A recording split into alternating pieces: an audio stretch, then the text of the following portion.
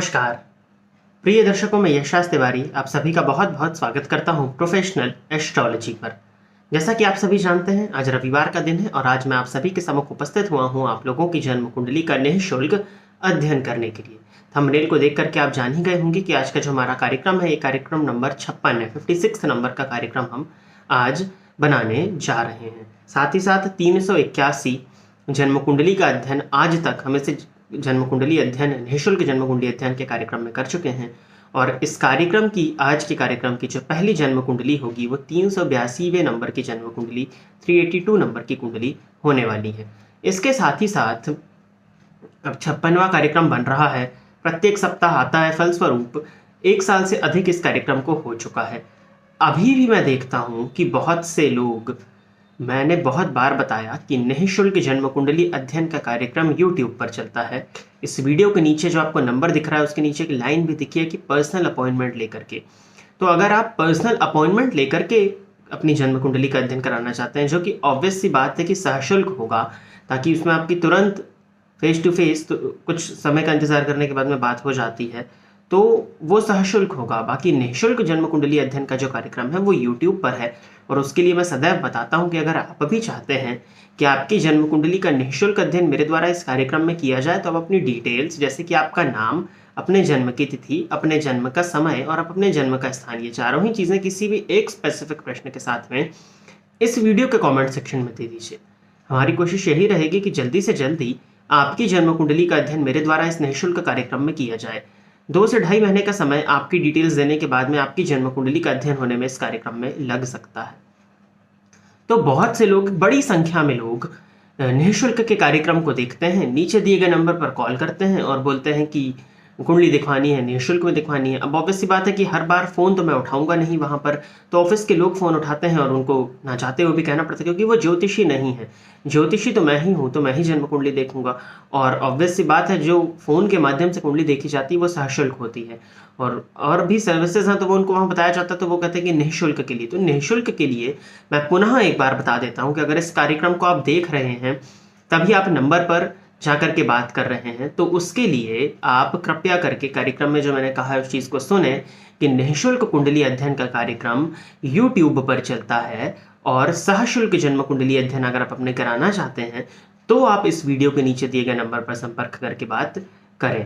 अन्यथा अगर आप निःशुल्क चाहते हैं तो आप इसी वीडियो के कमेंट सेक्शन में अपने जन्म का विवरण और अपना एक प्रश्न दे दीजिए। एक चीज़ और है, एक से अधिक प्रश्न या अधूरी जानकारी होने पर आपकी जन्म कुंडली का चयन नहीं होता। अभी मैं कमेंट्स को देख रहा था तो एक व्यक्ति ने तो ऐसा प्रश्न लिखा था जो कि पब्लिकली बोलना ही ठीक नहीं है। तो अगर आप इस तरह के कुछ आपके प्रश्न रहते हैं जो कि पर्सनल लाइफ से आपके रिलेटेड है, बहुत ज़्यादा जो कि पर्सनल है, जिसको पब्लिकली नहीं बताया जा सकता, उसके लिए कृपया करके, इतना समझदार आप भी हैं कि पर्सनल अपॉइंटमेंट लेकर के ही उस प्रश्न को दिखाएं।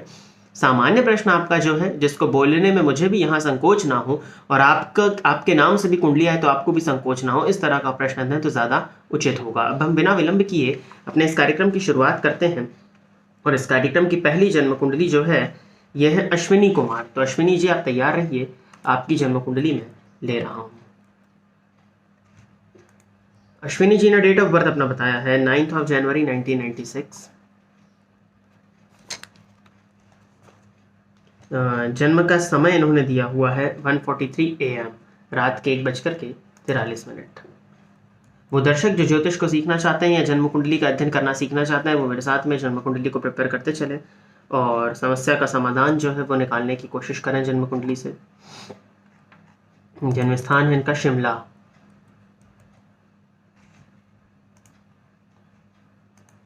हिमाचल प्रदेश। टीचिंग लाइन में गवर्नमेंट जॉब मिलेगी या नहीं, जॉब या बिजनेस, क्या करना सही रहेगा, किस फील्ड में।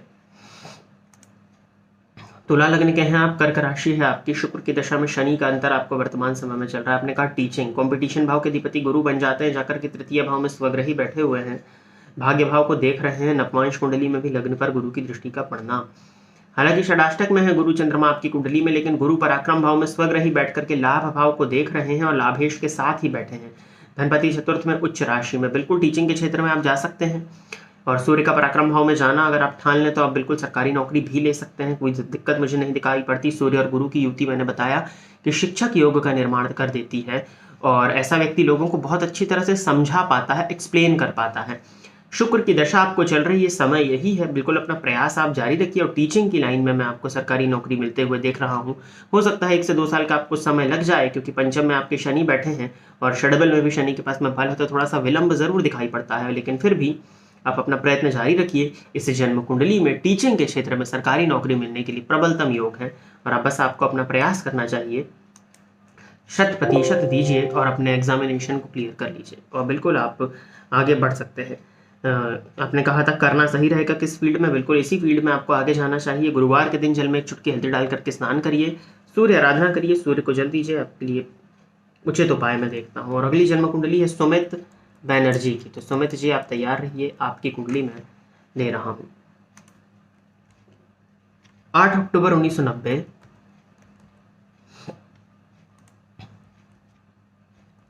0020 रात के 12:20 जन्म स्थान है कोलकाता।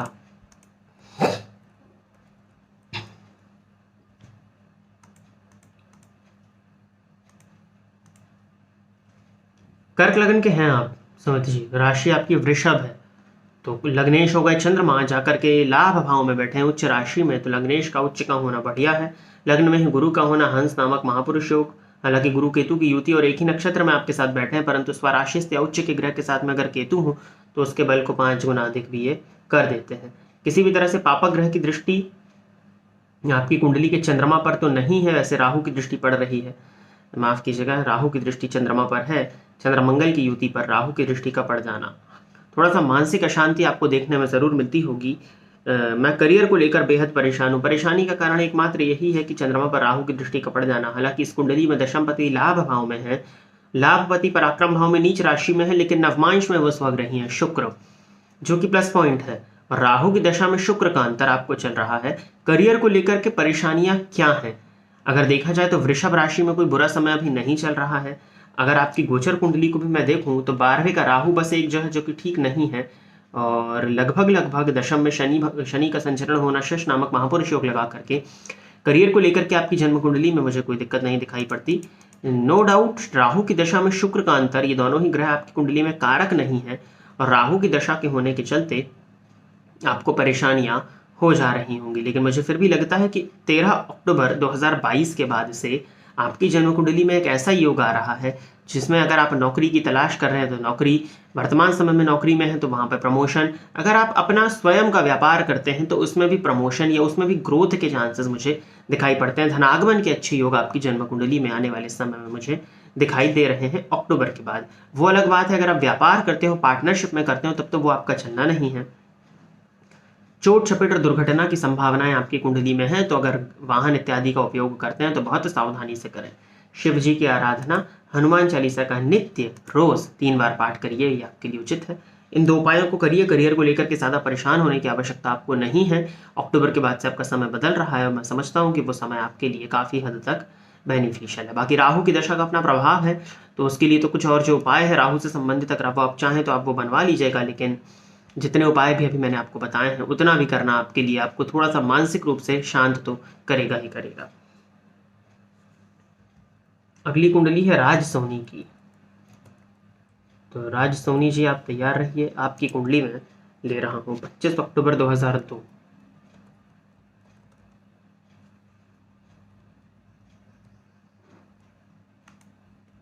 जन्म का समय इन्होंने बताया हुआ है 4:36 AM, सुबह में 4:36, झांसी उत्तर प्रदेश।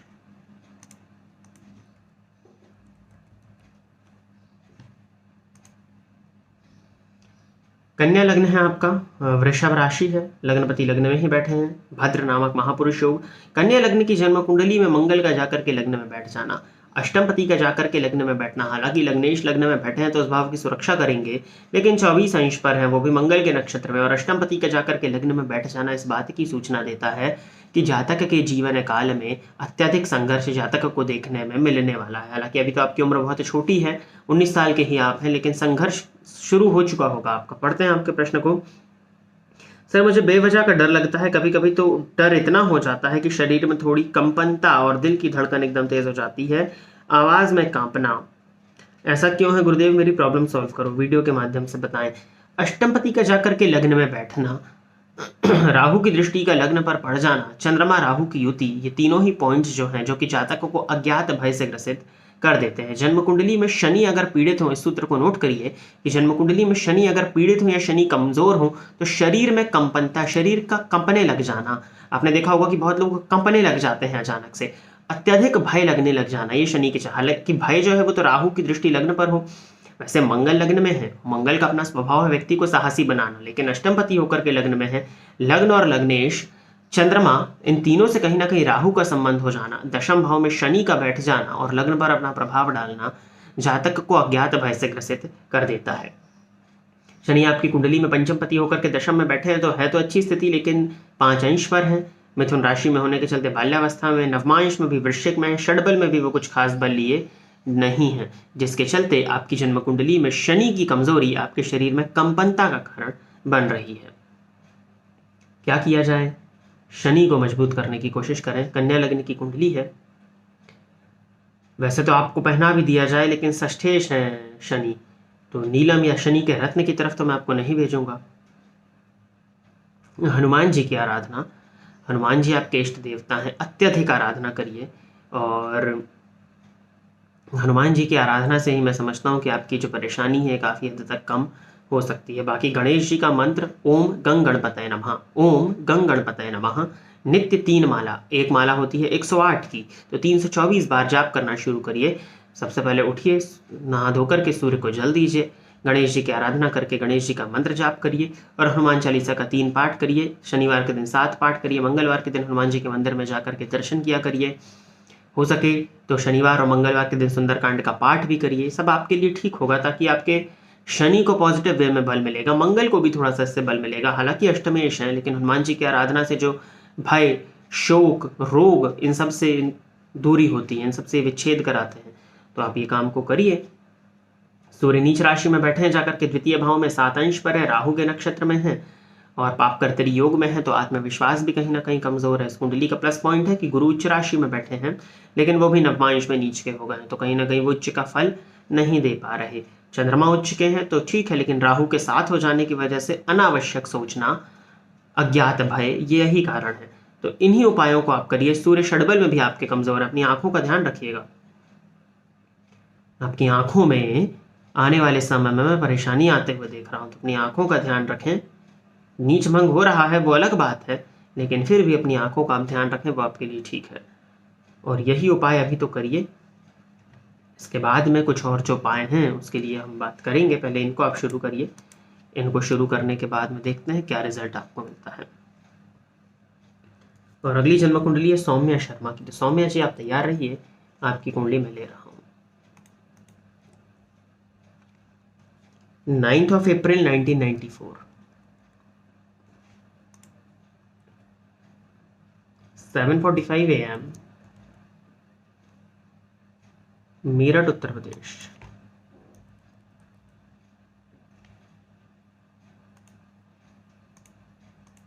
सौम्या जी आप मेष लग्न की हैं, राशि आपकी मीन बन जाती है। प्रश्न आपने पूछा है, गुरु जी प्रणाम, नमस्कार जी, विवाह हो चुका है पर बहुत समस्या आ रही है वैवाहिक जीवन में, पति का स्वभाव बेहद खराब है, क्या विवाह चलेगा या डाइवोर्स के योग है? सप्तम पति लग्न में बैठ करके सप्तम भाव को देख रहे हैं, प्रेम विवाह हुआ था क्या?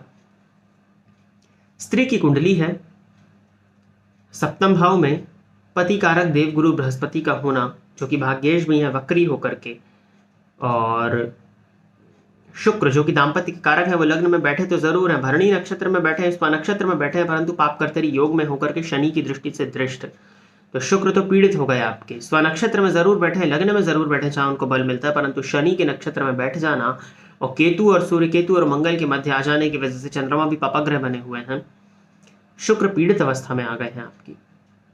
तो दाम्पत्य कारक का पीड़ित हो जाना दाम्पत्य के सुखों में कमी कर देता है। और मेष लग्न की आप है, मीन राशि, तो गुस्से वाला स्वभाव तो आपका भी होगा, जब पति बस का नहीं है, स्वभाव गुस्से वाला तो आपका भी होगा। हालांकि शुक्र का लग्न में होना, गुरु की दृष्टि का लग्न पर पड़ जाना इस बात की सूचना देता है कि क्रोध हो तो, लेकिन व्यक्ति उसको दबा लेता है या सही जगह पर निकालता है, लेकिन क्रोध आपका मूल स्वभाव है, तो क्रोध तो आपके अंदर भी होगा, इसमें कहीं कोई डाउट नहीं है। अब बात आ जाती है 12वें भाव में मंगल बैठे हैं, चंद्रमा के साथ हैं, तो आप जन्म कुंडली चंद्र कुंडली दोनों से मांगलिक हैं।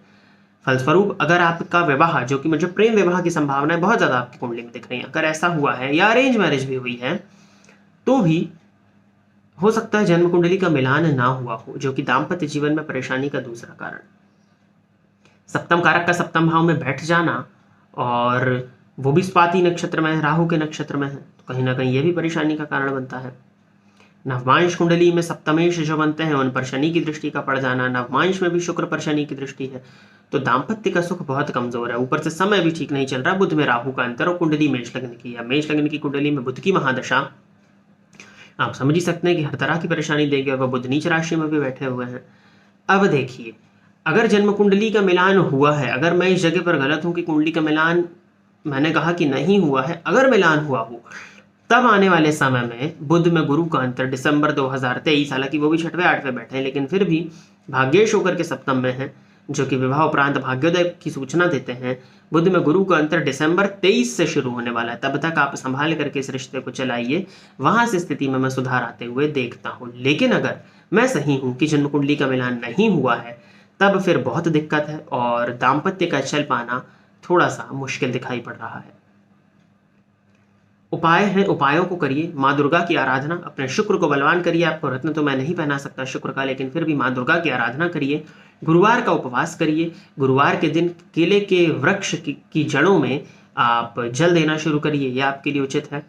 और माँ दुर्गा की आराधना अत्यधिक शुक्रवार के दिन महागौरी के मंदिर में जाकर के सफेद कनेर का पुष्प अर्पित करिए, यह भी आपके लिए उचित है। और दुर्गा चालीसा का पाठ भी आप किया करिए। इतने उपायों को करिए, और एक बार जन्म कुंडली का मिलान कराइए। पति की कुंडली को भी दिखाइए कि क्या स्थिति बन रही है। बाकायदा जन्म कुंडली का जब मिलान होगा, उसके बाद में पता चल पाएगा कि क्या स्थिति है और क्या करना चाहिए। और अगर प्रेम विवाह हुआ है तो कितने क्या कुंडली मिलती है, उसको भी देखना होगा। और उसके बाद में फिर जो है, लेकिन जो मैं सामान्य उपाय आपको बताया, आप इनको करिए, इनसे भी आपको रिजल्ट देखने में मिलेगा, अगर भगवान की कृपा हुई तो। बाकी समय तो अभी ठीक नहीं है, दिसंबर 23 तक का इंतजार करना ही आपके लिए उचित है। और एक जन्म कुंडली और ले लेते हैं, यह है चिराग चौधरी जी की। तो चिराग जी आप तैयार रहिए, आपकी जन्म कुंडली में ले रहा हूं।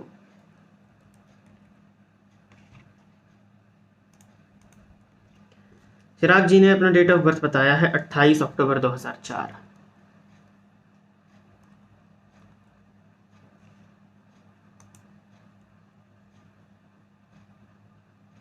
सुबह के 4 बजे, रूरकी, उत्तराखंड।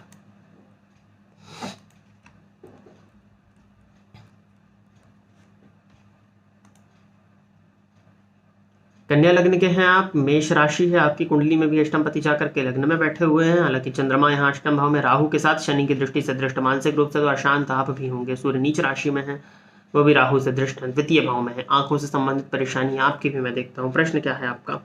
सर मैं बहुत परेशान रहता हूँ, कभी खुश नहीं रहता, डिप्रेशन, प्लीज कुछ बताओ, और मैं कौन सी फील्ड में करियर बनाऊँ। करियर तो बाद में सोचेंगे, डिप्रेशन मैंने बताया आपकी कुंडली में सूर्य चंद्रमा दोनों पीड़ित हैं। चंद्रमा जाकर के अष्टम भाव में, अष्टम पति का जाकर के लग्न में बैठना, चंद्रमा राहु की युति पर शनि की दृष्टि का पड़ जाना। तत्क्षण आप चंद्र ग्रहण दोष की शांति कराएं, तभी कुछ लाभ आपको देखने में मिल पाएगा। अब आज के इस परिवेश में 2004 का जन्मा बालक है, मुश्किल से मैं समझता हूं कि 17-18 साल की उम्र होगी, और 17-18 साल की उम्र में डिप्रेशन में जाना, कहीं ना कहीं तो हम पीछे जा रहे हैं या बहुत गलत ट्रैक पर जा रहे हैं। हालांकि आपकी जन्म कुंडली में उस चीज का योग है, तभी ऐसा हुआ। शुक्र लग्न में भाग्येश होकर के बैठे हैं, लेकिन नीच राशि में है, शनि की दृष्टि से दृष्ट हो जा रहे हैं, कुंडली कमजोर पड़ जा रही है, सूर्य और चंद्रमा कमजोर पड़ जा रहे हैं। सूर्य आपकी कुंडली में 10 अंश पर बैठे हैं परम नीच में, जो कि राजभंग योग है। तो सूर्य ग्रहण और चंद्र ग्रहण, इन दोनों योगों दोषों की शांति कराइए, और नित्य सोमवार से प्रारंभ करके शिवलिंग पर दुग्ध मिश्रित जल दीजिए, रविवार का उपवास करिए, यही आपके लिए उचित है। जो डिप्रेशन की शिकायत आपकी कुंडली में दिख रही है, इसके लिए एक तरह से काउंसलिंग सेशन की आपको आवश्यकता है, और क्या क्या एक सिम्टम्स होते हैं, वो क्या आपको देखने में मिलते हैं, तो आपसे बात करके ही समझ में आएगा, तब जाकर के हम कुछ इस स्थिति में सुधार लाने की कोशिश कर सकते हैं। लेकिन जो अभी मैंने आपको बताया, वो सबसे पहले करिए। चंद्र ग्रहण दोष और सूर्य ग्रहण दोष, इनकी शांति तुरंत में कराइए, ये आपके लिए बेनिफिशियल है, इसको करिए अभी वर्तमान में। और फिर जब आगे जब भी आपकी व्यवस्था बने, जन्म कुंडली का अध्ययन प्रॉपर वे में करा करके कुछ उपाय हैं जो कि डेली बेसिस पे करने होंगे, उनको करिए। दवा इत्यादि की आवश्यकता अभी भी कहूँगा कि नहीं है, तो दवा से दूर ही रहें, तो वो आपके लिए उचित रहेगा। बाकी इतना ही करिए। तो प्रिय दर्शकों, इतनी ही जन्म कुंडली का अध्ययन करने के लिए आज मैं आप सभी के सम्मुख उपस्थित हुआ था। आशा करता हूँ कि जितने भी लोगों की जन्म कुंडली का अध्ययन यहाँ मेरे द्वारा निःशुल्क रूप से हुआ वो सभी संतुष्ट होंगे। वो नए दर्शक जो इस कार्यक्रम को आज पहली बार देख रहे हैं और अगर आप भी चाहते हैं कि आपकी जन्म कुंडली का अध्ययन मेरे द्वारा इस निःशुल्क कार्यक्रम में किया जाए, तो आप अपनी डिटेल्स जैसे कि आप अपना नाम, अपने जन्म की तिथि, अपने जन्म का समय और अपने जन्म का स्थान, ये चारों ही चीज़ें किसी भी एक स्पेसिफिक प्रश्न के साथ में इस वीडियो के कमेंट सेक्शन में दे दीजिए। हमारी कोशिश यही रहेगी कि आपकी जन्म कुंडली का अध्ययन मेरे द्वारा जल्दी से जल्दी निःशुल्क रूप से इस कार्यक्रम में किया जाए। फिर से बता देता हूं कि निःशुल्क कुंडली अध्ययन YouTube में होता है और उसके लिए कमेंट करना होगा, और सशुल्क कराना चाहते हैं, फोन पर बात करके अन्य ज्योतिष की सर्विसेज लेना चाहते हैं, तो इस वीडियो के नीचे दिए गए नंबर पर संपर्क कर सकते हैं कॉल या व्हाट्सएप के माध्यम से। आज के लिए बस इतना ही। पुनः आप सभी के सम्मुख एक नए ज्योतिषी विषय को लेकर के मैं उपस्थित रहूंगा। तब तक के लिए इजाजत दीजिए। नमस्कार। फोन पर बात करके कुंडली दिखाने के लिए एवं ज्योतिष से संबंधित अन्य सर्विसेज के लिए आप स्क्रीन पर दिए गए नंबर पर कॉल या व्हाट्सएप करके पर्सनल अपॉइंटमेंट ले सकते हैं। अब आप YouTube के साथ साथ Facebook और Instagram पर भी मेरे अकाउंट को फॉलो कर सकते हैं, जहां पर आपको ज्योतिष से संबंधित जानकारी मिलती रहेगी।